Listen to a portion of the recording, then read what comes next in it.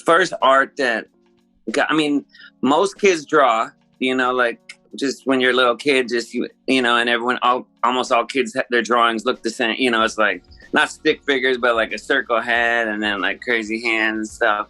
And then, so I did that, you know, my grandma saved some of my old drawings of like vampires and werewolves and weird shit. But like, it didn't like grab me then, you know? And then when I was a teenager, I got into graffiti, but I was in a crew called CBS. I'm still in that crew, Can't Be Stopped. I'm not out writing or anything, but I still was, I'd be lying if I said I was really artistic back then. It was just more about vandalism. Like I was 13 years old, 14 years old. I just like tagging on the bus, breaking shit. Like, you know, I was probably an angry kid. I didn't know that at the time. But so it's still just vandalism. Like there was guys in our crew that were really good. There was like the good artists and then just the vandals. You know, some people did both. But and then I guess when I like finished high school, moved out, like I don't know. I just wanted to be a painter. Like I don't even know.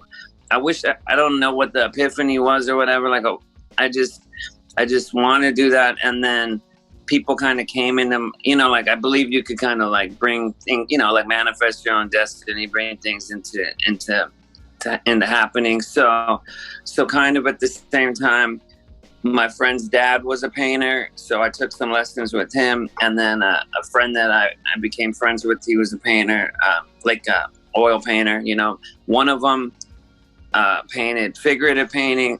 My friend painted figuratively, and then my friend's dad was abstract. And I wanted to paint figuratively, so for that reason, I ended up actually going to I went to the abstract dude to teach me, because I knew I could learn more from somebody that I wasn't trying to do what they were doing. Like I didn't want to just like copy my teacher, basically, because a lot of times you'll see like there's paintings by Rembrandt's students that they think is Rembrandt. You know, like a lot of his students just tried to paint, you know, ended up painting like him. So I didn't want that to happen. So I went to the abstract dude and I learned just about color and you know, paint, stroke, you know, brush strokes, all that shit. So I would say that was probably, and then that's kind of like that's kind of, I guess, what say, you know, not saved me. Like I wasn't suicidal or anything, but just like I had like a purpose, I guess, something I love to do from morning, you know, and my paintings were like, even like my friend, like I'd have them up and they'd be all different people. And I like, I don't know, they were like my homies. And then music I did, but it was always just for fun. Like my friends were more serious into it than I was.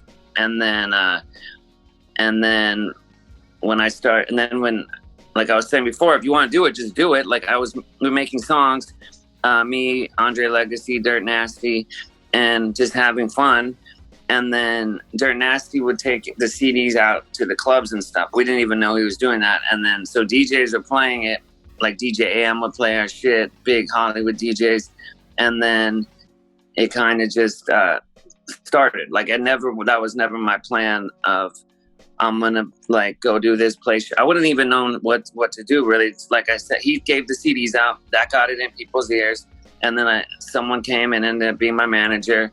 And then he's like, yo, I'm going to set up some concerts. So, and then we like went and practiced, like he went to what, you know, where you play, like these rehearsal places, you know, like you rent a room and like, so like a work ethic I didn't know that I had, because all my jobs were always shitty, like minimum wage, washing dish. Like it was hard to do those jobs with the passion, you know? So when this happened, I knew it could end any day and I didn't want it to end based on me doing something stupid. So I always showed up and gave it 100%. You won't even care if something happens with it or not. Like yeah, you're like, oh, that'd be cool if like this thing, you know, paid the bills and I didn't have to go do it. But like, you'll never quit that thing. Like that will be the thing that you're excited to like go do, whether it's paying you or not, you know? And if you have if you're working that shitty job, you can't wait till it's over so you could go home and do the thing you like to do, you know? And those will be the people that will succeed because that's how you got treated, you know?